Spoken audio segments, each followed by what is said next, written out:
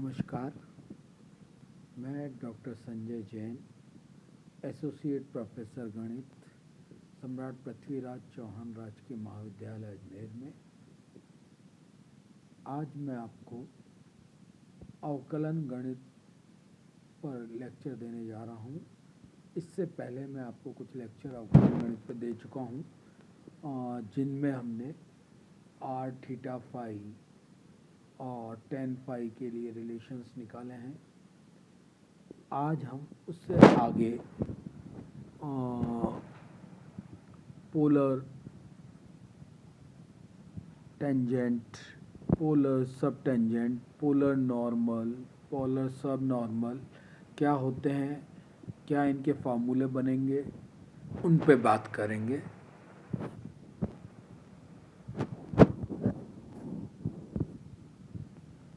देखिए,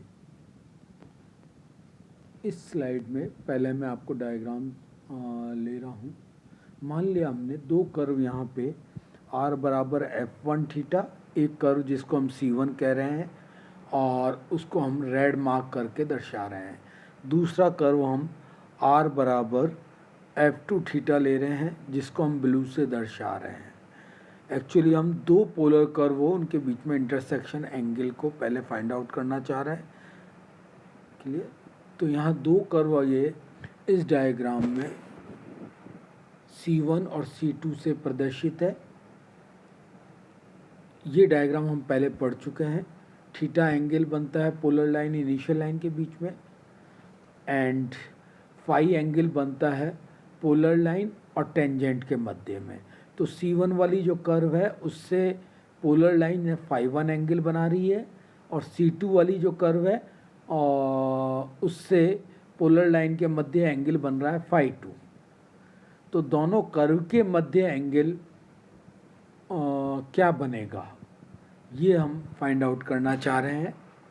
यहाँ से आप देखें, ब्लू टेंजेंट लाइन है, रेड टेंजेंट लाइन है दोनों कर्व की, और जो ग्रीन लाइन से लाइन दर्शा रखी है वो हमारी पोलर लाइन है जो थीटा एंगल बनाएगी इनिशियल लाइन से।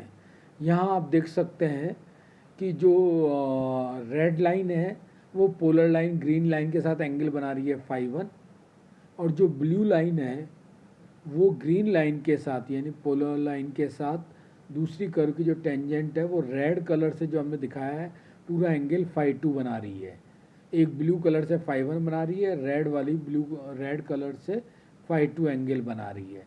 तो आप देख रहे हैं फाई 2 एंगल बड़ा है और फाई 1 छोटा है। दोनों टेंजेंट के बीच में जो एंगल बनने वाला है वही दोनों कर्व के बीच में बनेगा। तो यहाँ कितना बनेगा दोनों के बीच में, जो हमने ब्लैक इंक से मार्क किया है जिसको, ठीक है, तो ये बनेगा हमारा फाई 2 माइनस फाई 1, क्योंकि फाई 2 बड़ा है। फाई 2 ब्लू लाइन से लेके ग्रीन लाइन तक है और फाई 1 है रेड लाइन से लेके ग्रीन लाइन तक। तो रेड और ब्लू के बीच में हो जाएगा फाई 2 माइनस फाई 1। तो ये दोनों के बीच में एंगल बनता है फाई 2 माइनस फाई 1। तो अब आप यहाँ समझ लें प्रतिच्छेद कोण जो इन दोनों कर्व में बन रहा है वो फाई 2 माइनस फाई 1 या फाई 1 माइनस फाई 2 मैग्नीट्यूड में बात करेंगे तो, जिसको हम फाई से डिनोट कर रहे हैं। तो टेन फाई को हम लिख सकते हैं tan phi 1 minus phi 2।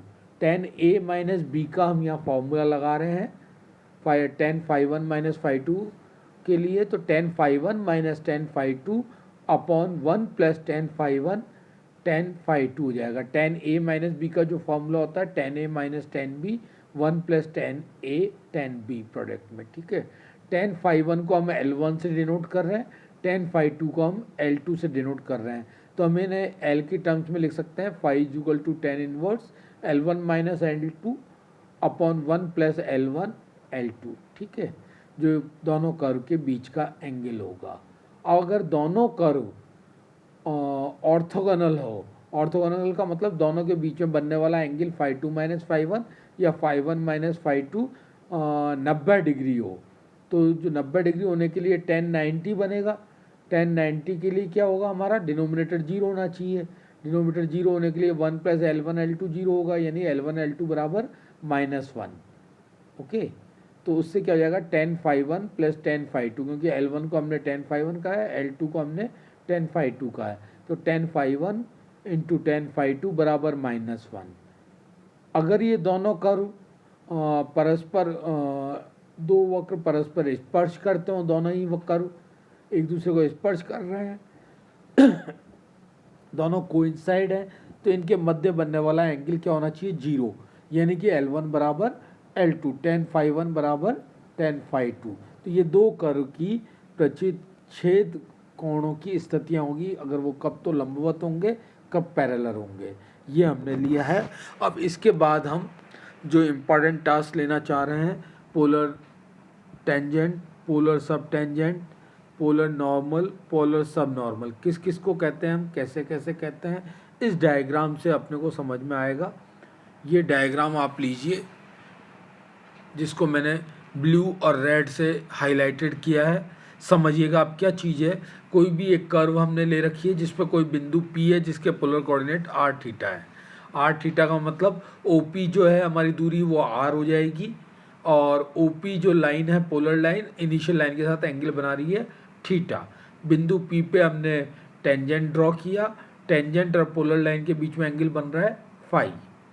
Okay, क्या हम कर रहे हैं यहाँ पे, OP जो लाइन है हमारी पोलर लाइन पे हम एक लंबवत रेखा खींच रहे हैं। पोलर लाइन OP पे ये रेड कलर की एक लंबवत लाइन खींच रहे हैं। ये एंगल 90 डिग्री आपको आर के यहाँ दिख रहा है। ये एक लंबवत लाइन हमने OP के लंबवत एक लाइन हमने खींची है। ये लंबवत लाइन अगर बिंदु P से टेंजेंट को बढ़ाया जाए और बिंदु P से अगर नॉर्मल डाला जाए, तो आप देखिए टेंजेंट P से डालने वाला टेंजेंट को बढ़ा रहे हैं, तो ये परपेंडिकुलर को T पे मिल रहा है, और बिंदु P से नॉर्मल को बढ़ाएं तो ये बिंदु N पे जाके परपेंडिकुलर लाइन को मिल रहा है। तो T और N पे जाके ये मिल रहे हैं। तो यहाँ पे PT जो ब्लू लाइन से हमने दर्शाया है, टेंजेंट जो जाके मिल रही है, PT को हम यहाँ पे पोलर टेंजेंट कहते हैं, और P और N को हम पोलर नॉर्मल कहते हैं। टेंजेंट से इस परपेंडिकुलर लाइन को कट करके जो लाइन की डिस्टेंस बन रही है, PT को पोलर टेंजेंट, PN को पोलर नॉर्मल कह रहे हैं हम यहाँ। ठीक है, इसके बाद ये जो O बिंदु से बन रहे हैं, रेड लाइन में हमने मार्क किया ON, ये क्या है, पोलर नॉर्मल पे जो लाइन हम यहाँ कट कर रहे हैं ON, OT को हम बोलते हैं पोलर सब टेंजेंट। इधर पोलर टेंजेंट है PT, और O से जो OT बन रहा है ये पोलर सब टेंजेंट है। खाली पोलर टेंजेंट है ब्लू लाइन वाला, और ये सब टेंजेंट है OT। इसी तरह से PN पोलर नॉर्मल है, और ON की बात करेंगे तो पोलर सब नॉर्मल है। तो चार तरह की चीज़ें हमारे पास आएंगी, polar tangent, polar normal, polar sub tangent, polar sub normal. इन चारों की दूरी हम कैसे निकालते हैं, क्या करते हैं, अब आपको डायग्राम से क्लियर हो गया होगा। पोलर टेंजेंट पे बनने वाली PT दूरी, पोलर नॉर्मल टेंजेंट से बनाए गए नॉर्मल PN वाली दूरी, और जब polar sub tangent, polar sub normal की बात करेंगे तो बिंदु O से डाला गया परपेंडिकुलर लाइन से बनने वाला OT कहलाएगा पोलर सब टेंजेंट, ON कहलाएगा पोलर सब नॉर्मल। ठीक है, अब हम सबसे पहले पोलर टेंजेंट PT को निकालना चाहते हैं। PT में आप देखें ये 90 डिग्री एंगल बन रहा है, R बन रहा है, तो OPT ये एक समकोण त्रिभुज है OPT। ठीक है, और OP की दूरी मुझे R पता है, तो PT को मैं क्या लिख सकता हूँ, R sec फाई। ठीक है, R sec phi, R sec phi को आप ध्यान रखें, R लिख दिया मैंने यहाँ पे, और sec फाई को मैं लिख सकता हूँ √1 + tan स्क्वायर फाई। और पिछले लेक्चर में आपको मालूम है tan फाई को हमने क्या निकाला था, RD थीटा बटे DR, वो वैल्यू हमने यहाँ रख दी। तो आप क्या मिल रहा है हमको, पोलर टेंजेंट R और थीटा की फॉर्म में मिल रहा है। फाई को हमने एलिमिनेट कर दिया थीटा और आर से।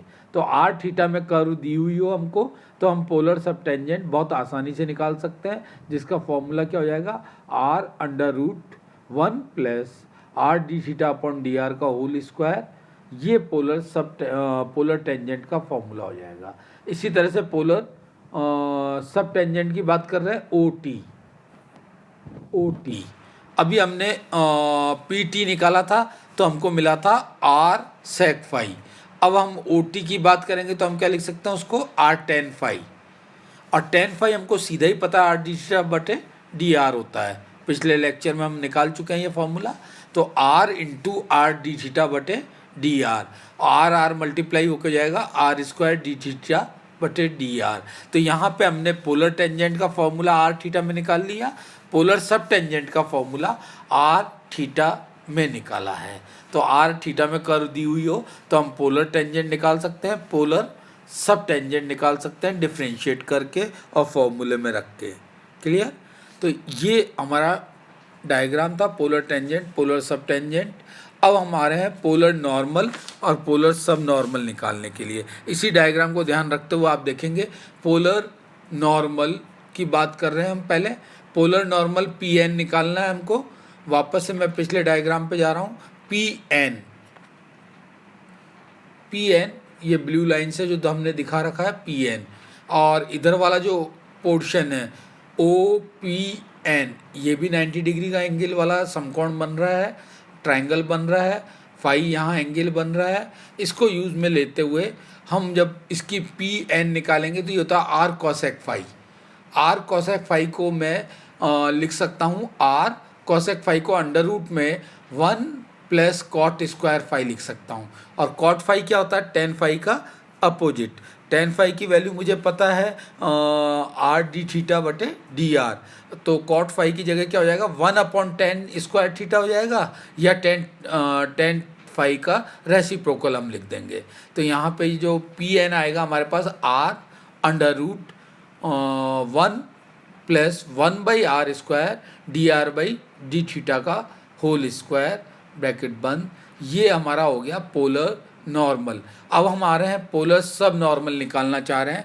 पोलर सब नॉर्मल के लिए मैं क्या लिख सकता हूँ, ओ एन बराबर r tan pi by two minus phi, जो कॉट फाई हो जाएगा। डायरेक्ट फार्मूले से भी हम निकाल सकते हैं r cot phi. Cot phi क्या होता है, टेन फाई का रेसिप्रोकल।